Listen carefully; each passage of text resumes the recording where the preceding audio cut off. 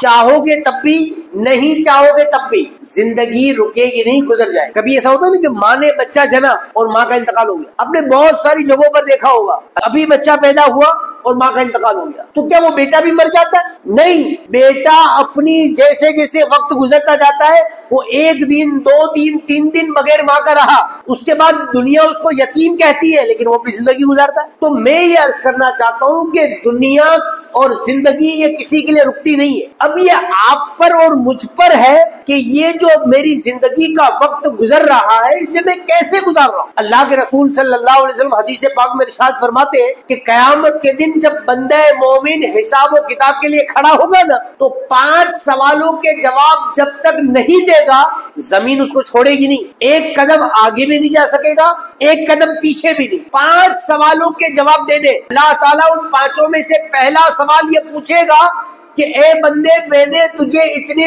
دن اتنے سال زندگی دی تھی، تو نے اپنی اس زندگی کو کہاں گزارا؟ یہ سوال ہوگا آپ سے اور مجھ سے. ایسا نہیں کہ صرف آپ سے ہوگا، مجھ سے نہیں ہوگا. ہر وہ شخص جس نے دنیا میں زندگی کا مزہ چکھا نا اس سے یہ سوال پوچھا جائے گا کہ تو نے اپنی زندگی کیسے گزاری، کہاں گزاری. آج ہم اور آپ اس محفل میں بیٹھے ہیں، قیامت کے دن ہم جب اپنی زندگی کہاں کہاں گزاری وہ گنائیں گے نا تو ایک جگہ یہ بھی آئے گی کہ اللہ ہم نے تیرے محبوب کی یاد میں تیرے گھر میں بیٹھ کر چند لمحے گزارے تھے. یہ الحمدللہ یہ بڑی سعادت کی بات ہوگی. میری آپ سب سے گزارش ہے کہ سب سے پہلے اپنے گناہوں سے توبہ کریں. اور توبہ کا مطلب کیا ہوتا ہے معلوم ہے؟ توبہ کا میں آپ کو مطلب بتا دوں. ایک بندہ نماز نہیں پڑھتا اور وہ آج بڑی رات توبہ کرتا ہے کہ اللہ میں نماز نہیں پڑھتا تھا، میں توبہ کرتا ہوں. تو اب توبہ کی تو اب اس کی توبہ سچی ہے تو وہ اگر آنے والی زندگی میں 5 وقت کا نمازی بن گیا نا تو اس کو سمجھنا چاہیے کہ اللہ نے اس کی توبہ قبول کر لی، کیونکہ وہ توبہ میں سچا تھا.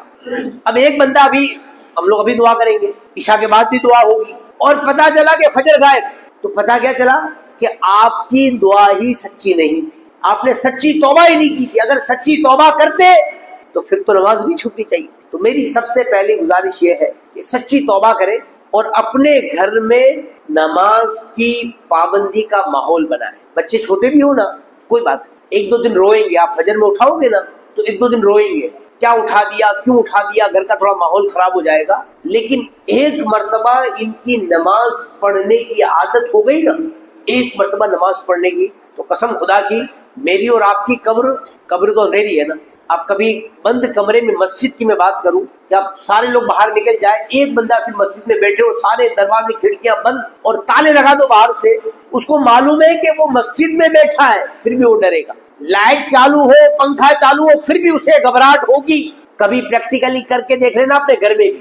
اگر بنگلہ ہو نا تو بنگلے میں کر کے دیکھ لینا. آپ کا خود کا گھر ہوگا، آپ نے خود نے اپنے دروازہ اپنے ہاتھ سے بند کیا ہوگا، لیکن اکیلے پھر بھی گھبراہٹ ہوگی. تھوڑی دیر کے بعد دل چاہے گا کھڑکی کھول دوں، دروازہ کھول دوں، دیکھوں تو صحیح کون کہاں ہے. قبر میں کوئی کھڑکی نہیں، کوئی دروازہ نہیں اور نکلنے کا کوئی راستہ نہیں. اور ایسا بھی نہیں کہ صرف مجھے جانا ہے، یہاں جتنے ہم بیٹھے ہیں نا سب کو جانا. اور بتایا بھی گیا کہ یہ کام کرو گے نا تو قبر روشن ہو جائے گی، پھر کیوں نہیں کرتے؟ تو اگر اس پر آپ نے توجہ دی، آپ نے اپنی اولاد کو نماز کا پابند بنا دیا نا، آپ تو قبر میں لیٹے ہوں گے لیکن آپ کی اولاد جب چلتی ہوئی اس مسجد میں آئے گی اور یہاں سجدہ کرے گی، اللہ تمہاری قبر کو منور فرما دے. نماز یہ پڑھے گی، قبر آپ کی منور. دوسری گزارش، آپ میں سے جن کے بھی والدین اس دنیا سے انتقال کر گئے، اپنے والدین کے لیے دعائے مغفرت کیجیے. 5 وقت کی نماز پڑھو اور نماز کے بعد صرف اتنی چھوٹی سی دعا، 1 منٹ لگے گا، 1 منٹ بھی نہیں لگے گا بھائی،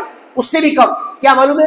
اے اللہ میرے ماں باپ کی مغفرت فرما. اتنا سا جملہ ہے. عربی میں بول سکو تو عربی میں، اردو میں ہو تو اردو میں، گجراتی میں ہو گجراتی میں، تم جس زبان میں دعا کرو اللہ سب دعا جانتا ہے اور سنتا ہے. حضرت امام احمد بن حنبل رحمۃ اللہ تعالی علیہ وہ فرماتے ہیں کہ اگر کوئی بندہ 5 وقت نماز پڑھے اور ہر فرض نماز کے بعد اپنے والدین کے لیے دعائے مغفرت کرنے لگے، اللہ تعالیٰ اس کو کسی کی محتاجی سے محفوظ کر دے گا. وہ کسی کا محتاج نہیں ہو. اگر آپ کے اور میرے رزق میں پریشانی ہے، دھندا نہیں چلتا، بہت گھاٹا ہو رہا ہے، نقصان ہو رہا ہے، بہت آسان سا طریقہ ہے. اپنے ماں باپ کے لیے انتقال کر گئے تو ان کے لیے دعائے مغفرت شروع کر دو. زندہ ہے تو دعائے صحت شروع کر دو. اللہ تمہارے رزق میں برکتیں پیدا فرما دے. اور ایک پوائنٹ کی بات بتاؤ, جب آپ اپنے ماں باپ کے لیے دعائیں کرنے لگو گے نا تو اللہ آپ کی اولاد کے دل میں آپ کی محبت خود بخود پیدا فرما دے. ایک آسان سا نسخہ ہے. اگر آپ میں سے کسی کو بھی یہ شکایت ہے کہ میرا بیٹا میری بات نہیں سنتا, اگر کسی کو بھی ہو کہ میرا بیٹا تو بہت بگڑ گیا ہے, تو اپنا جائزہ لے لو کہ میں کیا کر رہا ہوں, میں کیسا ہوں. نہیں ہوں تو اچھا بن جاؤ, اللہ میری اولاد کو میرے لیے اچھا بنا دے گا. تیسری چیز, ایک بہت بڑے امام گزرے ہیں, سیدنا امام غزالی رحمۃ اللہ تعالی علیہ. انہوں نے ایک کتاب لکھی, اس کتاب میں انہوں نے ایک واقعہ بیان کیا ہے. انہوں نے واقعہ بیان کیا ہے کہ ایک بزرگ تھے, ان کی عادت تھی کہ جب بھی وہ قبرستان کے پاس سے گزرتے تو وہ قبرستان والوں کے لیے دعائے مغفرت فرماتے تھے. یہاں پر ایک اور بات میں عرض کروں گا, آپ جب بھی کوئی نیا کام کرے, کوئی بھی اچھا نیک کام کرے, مثال کے طور پر آپ جمعہ کے دن جولی پھرتے ہوگے تو کچھ نہ کچھ تو ڈالتے ہی ہے, تو آپ تو ٹھیک ہے, اپنے ان چھوٹے چھوٹے بچوں کو بھی زیادہ نہیں تو 1 روپیہ ضرور دو کہ بیٹا مسجد میں جب اللہ کے گھر کے لیے جولی آئے نا تو 1 روپیہ ڈالنا, تاکہ بچپن سے اس کو اللہ کی راہ میں دینے کی عادت پڑ جائے.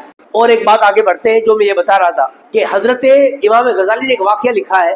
ایک بزرگ ایک قبرستان کے پاس سے گزرے, تو جب وہ قبرستان کے پاس پہنچے تو انہوں نے دل میں خیال آیا, وہ اتنے بڑے بزرگ تھے کہ وہ کشف کرتے تھے. کشف کا مطلب کیا ہوتا ہے معلوم ہے, کہ قبر میں جو سو رہا ہے اس کے ساتھ کیا ہو رہا ہے وہ مجھے دکھ جائے. وہ اتنے بڑے اللہ کے ولی تھے, اللہ نے انہیں اتنی طاقت اور اختیار دیا تھا کہ وہ دیکھ سکتے تھے کہ قبر میں کیا ہو رہا ہے. تو انہوں نے کشف کیا, تو ساری قبر والوں کا حال چال اللہ نے ان کے سامنے کھول دیا. تو دیکھتے ہیں سب قبروں میں ایک ایک نور تھا, تھوڑا تھوڑا نور, تھوڑی تھوڑی روشنی تھی. اور ایک قبر ایسی تھی پورے قبرستان میں کہ جس میں بہت زیادہ نور, پوری قبر نور سے بھر گئی. انہیں بڑا تعجب ہوا کہ سارے قبرستان میں ایک ایک نور ہے اور ایک قبر ایسی ہے کہ جو اتنی بھری ہوئی ہے نور سے. تو ان کے دل میں خیال آیا کہ جو اس قبر میں لیٹا ہوا ہے میں اس سے پوچھوں کہ تیری قبر میں اتنا زیادہ نور اور سب کی قبروں میں تھوڑا تھوڑا نور, اس کی وجہ کیا ہے. تو وہ بزرگ نے اس کی روح سے بات کی. اس نے کیا کہا معلوم ہے, جب انہوں نے پوچھا کہ تمہاری پوری قبر نور بنی ہوئی ہے اور سب کی قبروں میں تھوڑا تھوڑا نور ہے, کیا وجہ ہے. اس نے جواب میں کہا,